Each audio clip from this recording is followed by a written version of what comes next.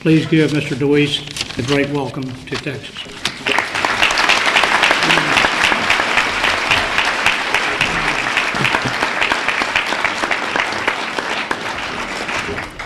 Thank you. I want to tell you, I am very, very honored to be here tonight. John Birch Society has had a great influence on my life since I began politics. As I was getting dressed tonight, it occurred to me that exactly 1 year ago, I was putting on this same outfit to debate at the Cambridge Union in Cambridge, England, debate the United Nations. And I want to tell you that the students at Cambridge University are some of the most remarkable students that I've ever had a chance to meet. They love their academics. They are totally involved in their academic society or in their community there. And yet, as I said the things I had to say about the United Nations that night, there were absolute gasps in the audience. They had never heard such things said about the United Nations. And when I was done, when it was over, some of them came up to me and they said, "You really don't believe in redistribution of the wealth?" I said, "Of course not, it's theft." And they said, "But if somebody has more than they need, shouldn't they give it to someone else?" And I said, "Why should they?" And I started to talk to them about $9.2 trillion worth of dead property in the world because no one's allowed to own it, and how to create your own wealth so you don't have to ask for somebody else's handout and be on lifelong breadlines. And they said, "What an interesting point of view. How can I learn more?" And I wanted to say, Economics 101. That's the way it was on Cambridge University campus. So, and you wonder why we have what we have today in the world. But today, we live in a new world with new terms and policies. Free trade, open borders, partnerships, global markets, emerging economies, developing nations. They tell us we're breaking down barriers, we're providing opportunities, we're building freedom in the harmonized world of globalism. And to listen to the excited hoopla, it seems man has never been closer to universal freedom with all the benefits of wealth and opportunity to the masses. Gone are the conflicts caused by suspicion and jealousy and nationalism. And here we are, brothers and sisters in a brave new world as our leaders join hands and purse strings to plan our future without pain or fear or hunger. And now to bring it all into reality for us is the Security and Prosperity Partnership. But it's not just the governments of Mexico, Canada, and the United States we have to thank for our coming utopia. Thank your local Walmart, Bank of America, Lockheed Martin, and a host of other multinational corporations as well. You see, they are working together with the governments in what we are commonly referred to as public-private partnerships. And cheering them on are a select group of libertarian leaders and so-called free traders who promote these partnerships as a means to incorporate free market solutions to government. They say that such private enterprise limits the size and power of government and reduces costs. In fact, a project as massive as the SPP would be nearly impossible to implement purely through government edict. So public-private partnerships are becoming the fastest growing process to impose such policy. State legislatures are passing laws which call for the implementation of public-private partnerships. And NAFTA, GATT, CAFTA, and the SPP institutionalized PPPs as the accepted way to implement policy. The North American Free Trade Agreement, NAFTA, was one of the first of the free trade policies to use the concept of public-private partnerships as a major tool to drive policy. And as you know, the Security and Prosperity Partnership is designed to further enhance and strengthen the NAFTA concept over North America. However, it's little understood how public-private partnerships are actually being used not as a way to diminish the size of government, but in fact to increase government's power. Today, sitting at the table at the SPP table as equal partners with government leaders are executives of such global corporations as Merck and Chevron, the Canadian Pacific Railway, and many more in real estate, energy, and those companies who are just delighted to be selling their own particular brand of high-tech surveillance and database equipment. It's all a go-go for them. They are the driving force behind its creation. They seek one currency, one set of rules, even their own court system, one controlling entity, to enable them to move goods and services effortlessly across the border. And Congressman Ron Paul said the SPP was an unholy alliance between foreign consortiums and government. I will add, it is also an unholy alliance of international corporations and governments in public-private partnerships. They hold no allegiance to our nation, only to their own bottom line. And above all, they do not want the public involved in the process. They consider themselves to be a self-appointed elite, and our laws and way of life are simply an inconvenience. And through the public-private partnerships these corporations have established with government, they are in reality becoming mini-governments themselves. As the Toronto Star said on September 20th, 2006, quote, "The public has been kept in the dark while business elites have played a lead role in designing the blueprint for this more integrated North America," end quote. Corporations and government representatives are now meeting in conferences to discuss how to make such policy. Just last month at the Waldorf Astoria in New York City was held the second annual North American Public-Private Partnership and Infrastructure Finance Conference. Attendees there were told that there is over $100 billion, I heard today $700 billion, available for public-private partnership financing of new privately operated toll roads in the U.S., with the majority of funds coming from foreign investments. So beware. These bonds between government and private international corporations are a double-edged sword. This is not simply a clever way to keep government small and taxes low. In fact, the no-compete clauses in the contracts give the private companies the power to charge whatever they want for you to travel on their highways. And if you have no other road to choose, what are you going to do as an alternative but to pay whatever they want to charge? Now, where I come from, we call that monopoly.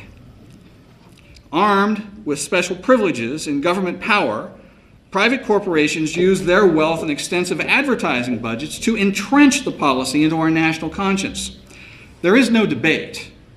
Cute little jingles or emotional commercials can be very useful tools to help sell a government program.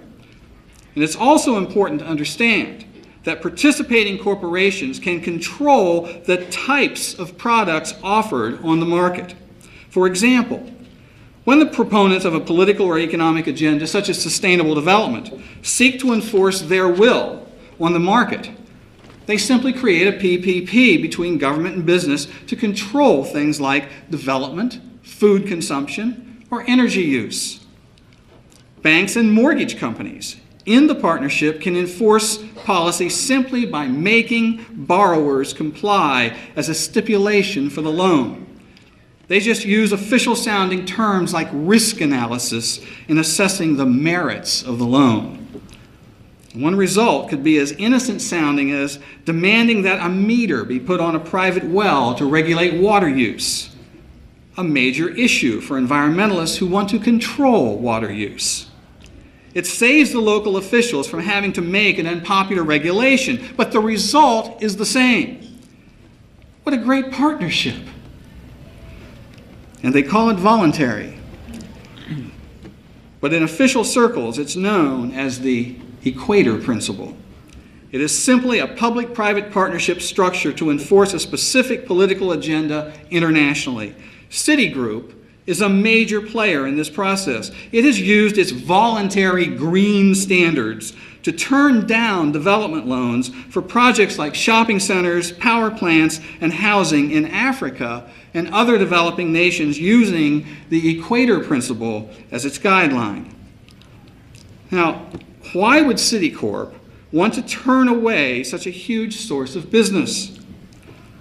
Well, coincidentally, sustainable development proponents openly advocate stopping development in such nations, preferring instead that the citizens remain in mud huts with no electricity or running water because they say development hurts the environment.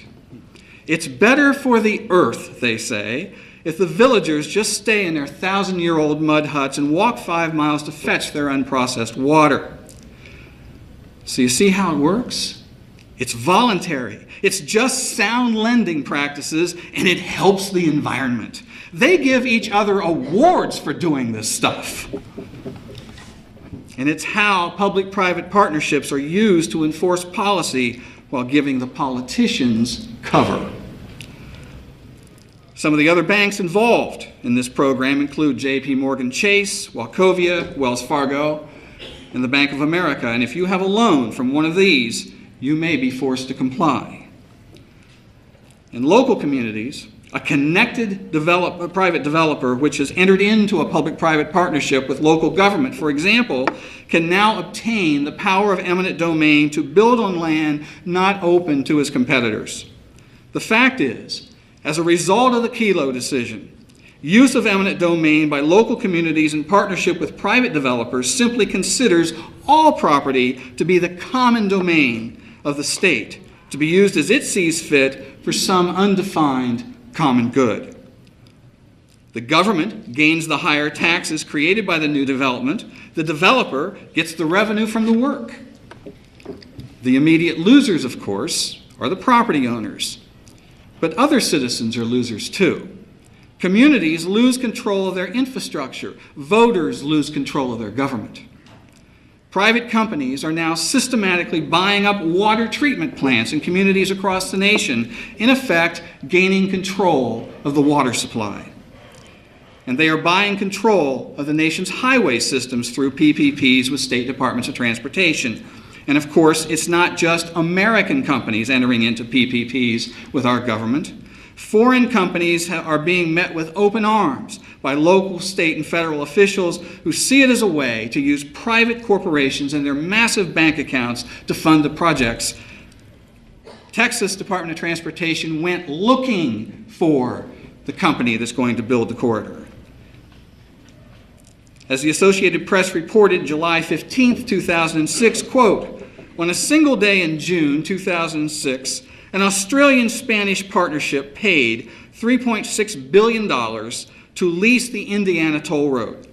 An Australian company bought a 99-year lease on Virginia's Pocahontas Parkway, and Texas officials decided to let a Spanish-American partnership build and run a toll road for 50 years.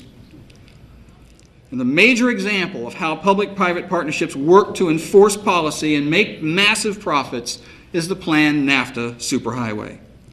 This massive highway will be 1/4 of a mile wide, with car lanes, truck lanes, rail lines, utility corridors for natural gas, water, oil, and power running right down the middle. It is designed to move containers loaded in foreign lands, particularly in China, which arrive in Mexican ports, there to be loaded on trucks and shipped up the NAFTA corridor through the U.S. and Canada. As global corporations are now reaping the benefits of using basically slave labor in China, South Korea, and Indonesia, now they want to use the NAFTA supercorridor to reduce the transportation costs as well. The borders will be little more than a speed bump. Trucks would not be stopped and inspected. No drug-sniffing dogs, no doors open to find cargoes of illegal aliens or terrorists. Instead, they would be simply scanned by high-tech gamma-ray screening as the trucks roar over the border. Nor do they care about private property ownership in their drive for cost-cutting. In Texas alone, some 584,000 acres of rich farmland and ranch land are scheduled to be taken by eminent domain for the highway. Some experts say up to 1 million Texans are about to lose their homes. The Texas Department of Transportation has the authority to use the quick take provision, which will allow them to give notice to property owners that they must leave their land in just 90 days. And even if the landowners disagree with the compensation and appeal the decision, they still must be off the land in 91 days. When news leaked out about the NAFTA highway, Texas officials denied it and simply said they were improving the state's highway system. The Trans-Texas NAFTA corridor is not, however, an improvement project for I-35, as the state claims. The NAFTA corridor will be a completely separate highway, a toll road run by a foreign corporation. The state of Texas has signed a 50-year lease with a Spanish company named Cintra. That's the same foreign company that is buying up the nation's turnpikes. And by the way, I learned this not long ago, Cintra has never built a highway in its life. The lease contains a no-compete clause, meaning that I-35 cannot be expanded, nor can any other non-tolled competitive highway be improved. That means, as roads eventually deteriorate, rather than fix those maintained by the state, traffic will be herded onto the Trans-Texas corridor to pay tolls to a foreign-owned company. The corridor is so wide, it will literally divide the state in two. And there are very few plans, if any, for overpasses to cross it, and yet it will be impossible to cross without them. TxDOT has basically told communities that if they want overpasses, then the communities will have to pay for them, supply them themselves, at an estimated cost of about $2.5 million each. Without the overpasses, fire, police, ambulances, school buses will not be able to serve their communities. Property owners may find it cuts right down the middle of their land. To get from one side to the other, they may have to travel many miles to find an overpass. And there are very few exit ramps planned for the TTC. Car lanes will be in the center of the corridor. There will be few opportunities to get off and on the superhighway. Communities that now depend on traffic from existing highways for such services as restaurants, hotels, and gas stations will lose that business. Instead, Cintra will establish gas and food facilities down the center of the corridor and control that business and add to its profits. The key to the lease with Cintra is a legal document called a Comprehensive Development Agreement, a CDA. These contracts often include equity guarantees, debt guarantees, exchange rate guarantees, subordinated loans, shadow toll payments, and minimum revenue guarantees. In other words, the state has signed a 50-year deal with Cintra, giving it absolute guarantees of a specific rate of return on its investment. And TxDOT is guaranteeing to Cintra that no highway will compete in any way with the TTC. To achieve these revenue guarantees, by agreement, the Texas government will have no control over what Cintra charges for tolls, and there will be no alternative route for drivers to take if the tolls are too high.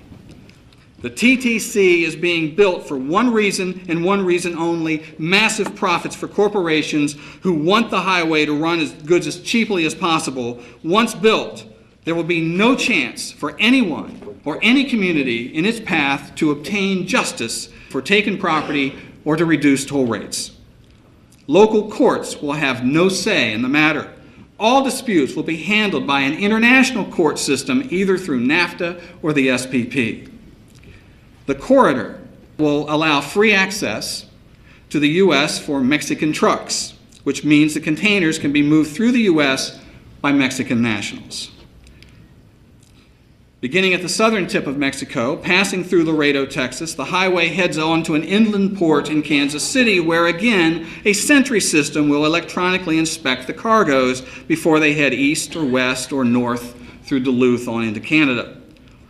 A Kansas City Smart Port brochure explains further. He says, quote, "Kansas City offers the opportunity for sealed cargo containers to travel to and from Mexican port cities with virtually no border delays. As part of the inland port, a Mexican customs office is being established. The Kansas City Council has voted $2.5 million loans to KC Smartport to build the Mexican customs facility in the West Bottoms area near Kemper Arena on city-owned land. Again, it's a public-private partnership, and the deal assures it won't cost the Mexicans a dime. With inside information from its own public-private partnership, Kansas City Southern Railroad has been able to grow overnight from a 2-bit belt around Kansas City to controlling a 2,600-mile artery from Lázaro Cárdenas to Kansas City, straight up the Trans-Texas Corridor. Kansas City Southern Railroad has obtained the rail rights up the corridor. It is now a government-sanctioned monopoly.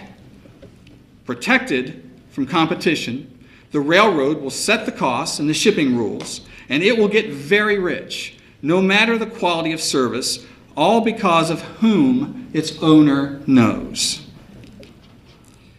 At an April 2007 meeting in Calgary, Canada, as part of the SPP, government officials, business leaders, and academics met to discuss redistributing Canada's water to Mexico and the U.S. Southwest. Canada has water, lots of it. And the public-private partnerships of the SPP are swarming on it like locusts as they seek to drain it out of Canada's rivers and lakes and ship it to potential profit centers south of the Canadian border. NAFTA describes water as a good and stipulates that, quote, no party may adopt or maintain any prohibition or restriction on the exportation or sale of exports or any good destined for the territory of any other party, end quote. In a leaked document of the minutes from the 2004 meeting of the Task Force on the Future of North America, a precursor to the SPP, it said, quote, no item, not Canadian water, not Mexican oil, not American anti-dumping laws is off the table. For that reason, it is understood that once Canada starts exporting fresh water to the U.S., it would be impossible to turn off the tap. The Trans-Texas Corridor will provide the water pipelines for the shipping, and the PPPs will buy up the rights and dispose of the water as they see fit. So Canadians are suddenly feeling the raw power of the lethal combination of government and private industry as they dictate policy. The people of Canada now understand that they will have little say in the matter. So there's your so-called prosperity from the SPP. How about security? Well, the administration assures us that the SPP will enhance security of North America. First of all, the Mexican port of Lázaro Cárdenas will be teeming with ships loading and unloading, ships coming mostly from communist China. The port is controlled by Hutchinson Whampoa, the same giant Hong Kong shipping firm that controls the ports at both ends of the Panama Canal. Now, need I mention to the John Birch Society that there are no privately owned companies in communist China? They are all controlled by the communist Chinese government. But it gets worse, much worse. Consider this public-private partnership for the Trans-Texas Corridor between Savvy Networks and the North American Super Corridor Coalition, NASCO. The partnership will install those gamma-ray electronic radio sensing stations to track cargo and traffic up and down the highway. Now, Savvy Networks is a subsidiary of Lockheed Martin. That company originally designed the radio sensing devices for the U.S. military. However, it is a little discussed fact that 49% of Savvy Networks is owned by Hutchinson Whampoa. Yep, the same front company for the Communist Chinese. So how does such a PPP with a nation involved in an unprecedented military buildup set for world domination enhance the security of the United States? Of course it doesn't. Private companies operating in the free market lack one thing government has: the power of coercion. The free markets operate with you making the decision based on personal choice. Under public-private partnerships, those choices are decided for you in meetings behind closed doors.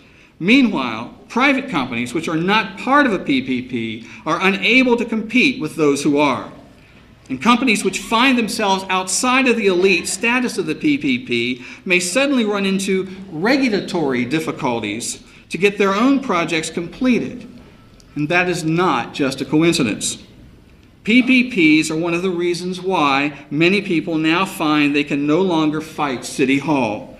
The private companies get the power of government to do as they please, and the governments earn the independence of the companies, no longer needing to answer to the voters. It's the perfect partnership, but it is not freedom.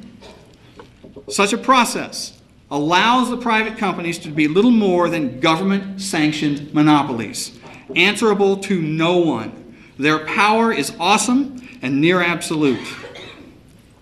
Some call such policy corporatism. Another term would be corporate fascism. What public-private partnerships are not, however, is capitalism or free enterprise. You see, ultimately, public-private partnerships do not trust the marketplace to do what the elites want. Thus, the alignment of corporations and government is done at the expense of ordinary people, the exact opposite of free markets controlled by consumers. And I'll say it again and again and again. It's not free enterprise and it's not free trade. So why do libertarians and conservative foundations like Cato and Reason and Heritage promote this fascism as free enterprise? They call it free trade. They demand open borders and call it freedom. And they smugly tell us that they do it all to preserve the republic our founding fathers created for us. My question is this. What is the republic? Is it just a notion floating in the air? Something we can't actually hold in our hands? Is the republic just an idea? Or is it a thing, a place? Only one nation was created by the Declaration of Independence and the Constitution, the United States. We were created as that republic.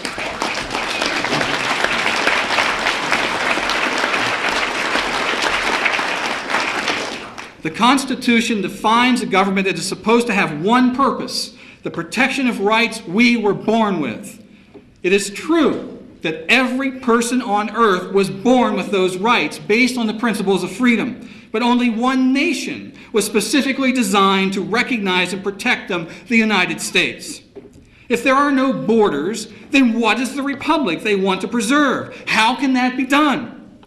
The republic is the land of the United States, the laws of the United States, the judicial system of the United States, and the sovereign states of the United States.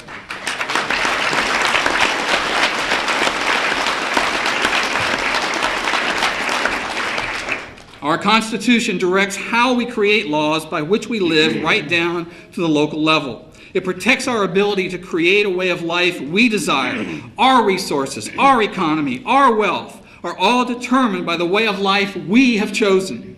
And it's all protected by the borders which define the nation, the republic. And you can't harmonize that with nations which reject those concepts.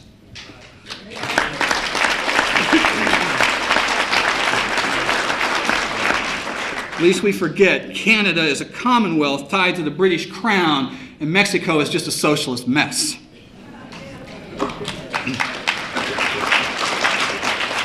So I ask you, if you eliminate all of that by opening the borders and inviting nothing short of anarchy, then how do you preserve the republic?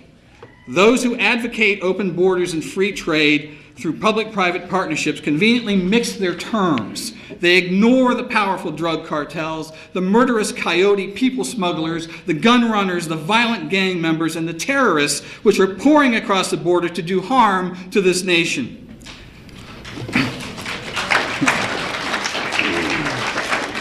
And in emotional terms, they speak of immigrants and workers and families, just like those who came legally through Ellis Island throughout our history. They speak proudly of their own ancestors who came here to help build America. But the word illegal is conveniently dropped from the language. And they really like to quote Thomas Jefferson to justify their actions. I dare say Thomas Jefferson could not conceive of an invasion of the nation he helped found by hordes of illegals who not only refuse to speak our language, abide by our laws, or respect our culture, but show outright hatred for all of it. I'm quite sure he would have opposed that.